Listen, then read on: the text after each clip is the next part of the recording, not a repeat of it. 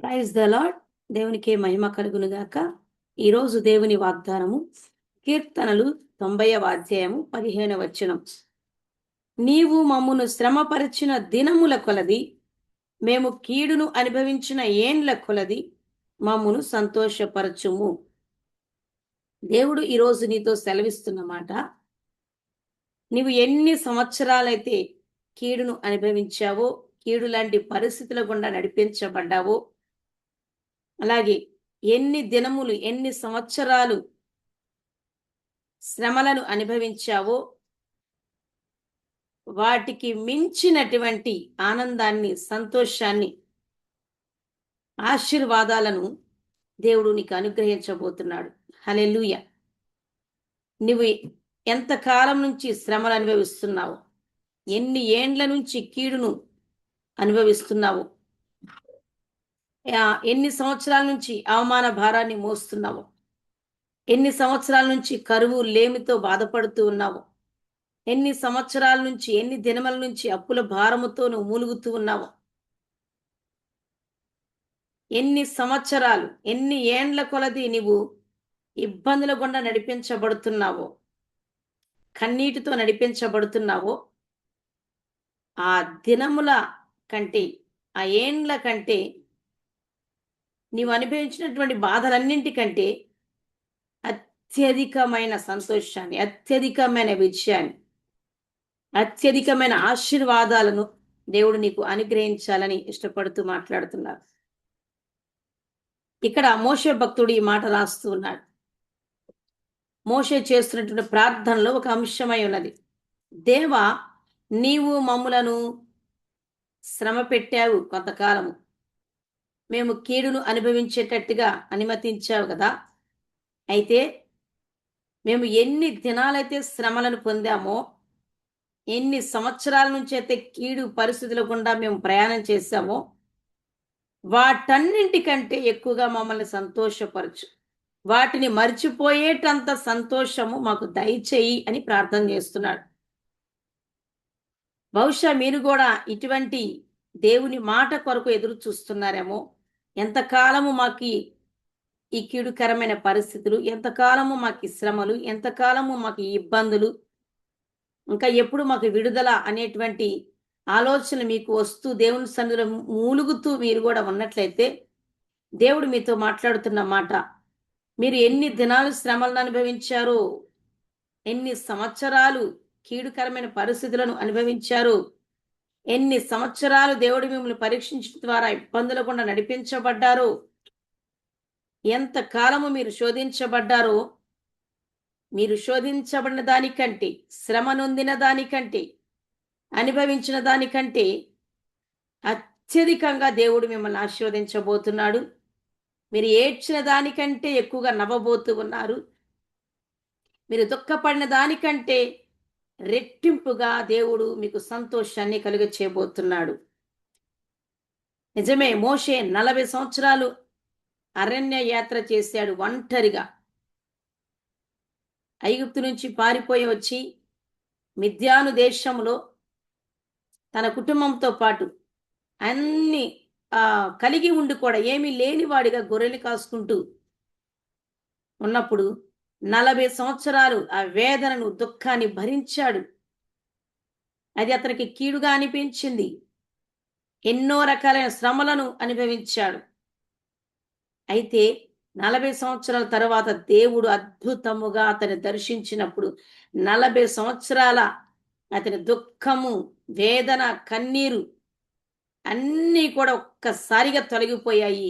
మరి 40 సంవత్సరాలు దేవుడు శక్తివంతంగా మోషేను వాడుకున్నారు. అలాగే పౌలు రాస్తున్నటువంటి మాట, కొరింథీయులకు రాసిన 2వ పత్రిక 7వ అధ్యాయము 4వ వచనాన్ని మనం చూసినట్లయితే, మీ ఎడల నేను బహు ధైర్యముగా మాట్లాడుచున్నాను, మిమ్మల్ని గూర్చి నాకు చాలా అతిశయమును కలదు, ఆదరణతో నిండుకొని ఉన్నాను, మా శ్రమ అంతటికీ మించిన అత్యధికమైన ఆనందముతో ఉప్పొంగుచున్నాను. పౌలు జీవితంలో కూడా తన పరిచర్య ప్రయాణమంతటిలో ఎన్ని శ్రమలను అనుభవించారో అవన్నీ కూడా కొరింథీ సంఘంతో రాస్తూ వచ్చారు. అయితే ఇక్కడ మరొక అద్భుతమైన మాట మాట్లాడుతున్నాడు. నేను ఎంతకాలం ఎన్ని శ్రమలనైతే అనుభవించానో, వాటికి మించిన అత్యధికమైన ఆనందమును నేను కలిగి ఉప్పొంగుచు ఉన్నాను అని దేవుడు మాట్లాడుతున్నాడు. పౌలు మాట్లాడుతున్నాడు. పౌలు భరించిన శ్రమల కంటే మించినటువంటి అత్యధికమైన ఆనందమును, ఉప్పొంగేటువంటి స్థితిని దేవుడు పౌలుకు దయచేశాడు. అలాగే 126వ కీర్తనలో కూడా రాయబడినటువంటి చక్కని మాటలు గనక మనం జ్ఞాపకం చేసుకుంటే, కీర్తనలు 126. దేవుడు వారిని ఎటువంటి శ్రమల్లో గుండా నడిపించారు. ఆ తర్వాత దేవుడు వారి జీవితంలో చేసిన కార్యాన్ని బట్టి వారు ఎలాగున మాట్లాడుతున్నారో చూద్దాం. సియోనునకు తిరిగి వచ్చిన వారిని యెహోవా చెరలో నుండి రప్పించినప్పుడు మనము కల కనిన వారి వలె ఉంటిమి. మన నోటి నిండా నవ్వుండెను, మన నాలుక ఆనంద గానముతో నిండి ఉండెను. అప్పుడు యెహోవా వీరి కొరకు గొప్ప కార్యములు చేసినని అన్య జనులు చెప్పుకొనిరి. యెహోవా మన కొరకు గొప్ప కార్యములు చేసి ఉన్నాడు, మనము సంతోషభరితులమైతిమి. హల్లెలూయా. 5వ వచనం, కన్నీళ్లతో కన్నీళ్లు విడిచుచు విత్తువారు సంతోష గానముతో పంట కోసెదరు.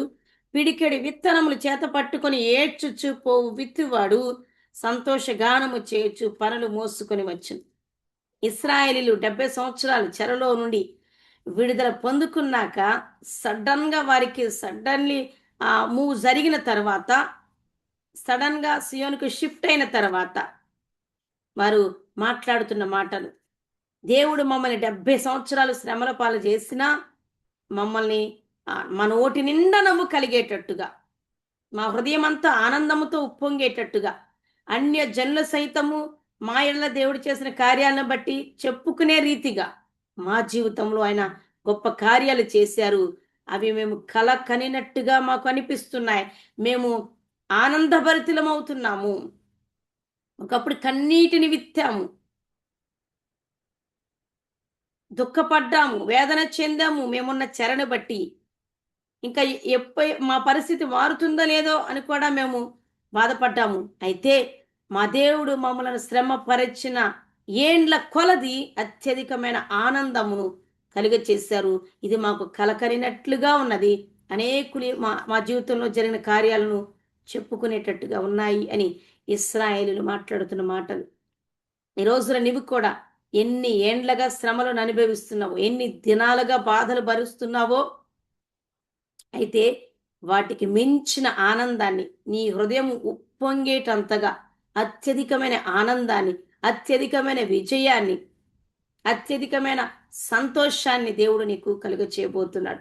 నీ నోటి నిండా కూడా ఈరోజు నా దేవుడు నవ్వును కలిగి చేసే గొప్ప కార్యము చేయబోతున్నాడు. నీవు అనుభవించిన అవమానానికి మించినటువంటి ఘనత, రెట్టింపు ఘనతను దేవుడు నీకు అనుగ్రహించబోతున్నాడు.